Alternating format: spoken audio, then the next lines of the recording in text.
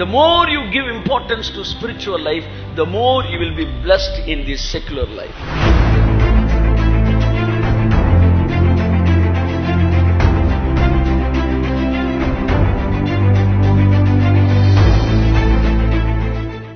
கடவுளோடு கொண்ட தொடர்பு தான் சாலமோனை இந்த உலகத்திலே மிகப்பெரிய ஞானியாக்கியது.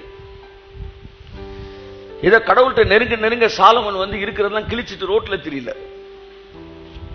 இல்லாட்டி இருக்கிற சட்டையெல்லாம் கழட்டி போட்டுட்டு வெள்ளை சட்டையை போட்டுட்டு காட்டுக்குள்ள போய் உட்கார்ந்து தவம் இருக்கல. அவன் கடவுளை பார்க்க பார்க்க இந்த உலகத்துல மிகச்சிறந்த ராஜாவாயிட்டான்.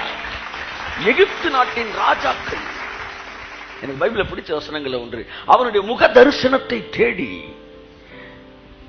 Solomon ராஜாவுக்காக wait பண்ணாயலாம். செக்குலர் பீப்புள், இந்த உலகத்தில் இருக்கிற ஜனங்கள், அவங்க எல்லாம் உங்க முகத்தை பார்க்கிறதுக்கு இந்த உலகத்தில் இருக்கிற கிங் ராஜாக்கள் சாலமோன் ராஜாவை பார்க்க. இவன் யாரு தெரியுமா? இந்த சாலமோன் ராஜான்றவன் இஸ்ரவேலுடைய ராஜா. இந்த இஸ்ரவேலர்லாம் யாரு? அவங்க வீட்டுல பாத்திரம் கழுவிட்டு இருந்தவங்க, அவங்க வீட்டுல வீடு வாசல கூட்டி விட்டு கோலம் போட்டுக்கிட்டு இருந்தவங்க. இஸ்ரவேல் ஜனங்கள் எகிப்தியருக்கு அடிமையா இருந்தவர்கள். ஆனா இவன் எந்த நாட்டுக்கு அடிமையா இருந்தாங்களோ அந்த நாட்டு ராஜாவெல்லாம் இவங்களை பார்க்கற வந்து உட்கார்ந்து இருந்தானா, அப்ப தேவனை பார்க்கிறவன், நான் சொல்றேன், தேவனுடைய முகத்தை தரிசிக்கிறவன், தேவனோடு நெருங்கி நடக்கிறவன், இவன்லாம் வந்து சாதாரணமா நீ நினைக்க கூடாது. இந்த உலகத்தின் ஆசீர்வதிக்கப்பட்டவர்களுக்கெல்லாம் மேலான இடத்தில் தேவன் உங்களை வைத்திருக்கிறார். காரணம், நீங்கள் ராஜாதி ராஜாவை தரிசிக்கிறீர்கள். ஆமென்.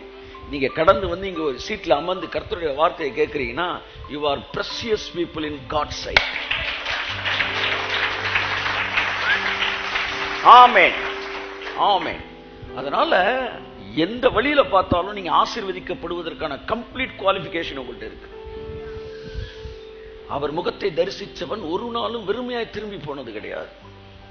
அவனை ராஜாவாக்கியிருக்காரு கர்த்தர். எப்பொழுதுமே தேவன் பெரியவர்களை பார்த்து பேசுவதில்லை, ஆனால் அவர் யாரிடத்தில் பேசுகிறாரோ அவன் பெரியவனாகி விடுகிறான்.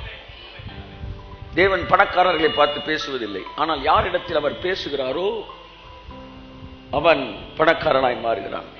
ஆகவே தேவனிடத்தில் பேசுவதற்கும் தேவனுடைய முகத்தை தரிசிப்பதற்கு எந்த குவாலிஃபிகேஷன் தேவையில்லை.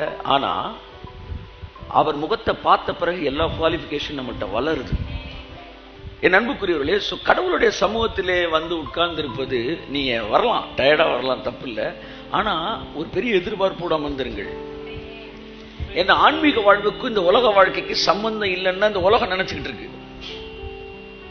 ஆனா ஆன்மீக வாழ்க்கைக்குள்ளதான் உலக வாழ்க்கையே இருக்கிறது என்கிற மிகப்பெரிய சத்தியத்தை தான் வேதம் சொல்லுகிறது. The more you give importance to spiritual life, the more you will be blessed in this secular life. என்ன பொறுத்தவரை ஆன்மீக வாழ்க்கையை, நீங்க ஆன்மீக வாழ்க்கை என்ன தெரியுமா?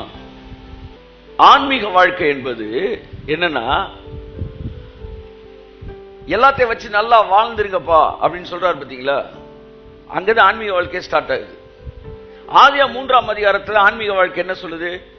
ஆதாம் ஏவாளையும் படைச்சிட்டு ரெண்டு பேரும் அப்படியே என்ன செய்யுங்கப்பா, ஆளுக்கு கையில ஒரு கமண்டலத்தையும் ஒரு பைபிளை வாங்கிக்காங்க, அப்படியே ஜோம் பண்ணிட்டு எங்கிட்டாச்சும் காடு கரன் பார்த்து உட்காந்து மடத்துல உட்காந்து நல்ல தங்சிலே பேசிட்டுங்கடா அப்படிலாம் சொல்லல. அவர் சொல்லும் போதே பழுகி பெருகி பூமியை நிரப்பி அதை கீழ்ப்படுத்தி அதை ஆண்டு கொள்ளுங்கள். என்ஜாய்னர் கை தட்டுங்க அவருக்கு. ஆமென். ஆதாம் அப்படியேதான் வெளியே வரான். என்ன பண்ற? ஆண்டவன் படைச்சான், என்கிட்ட கொடுத்தான், அனுபவி ராஜான்னு அனுப்பி வச்சான். கையை தட்டு. That's what the reality of spiritual life.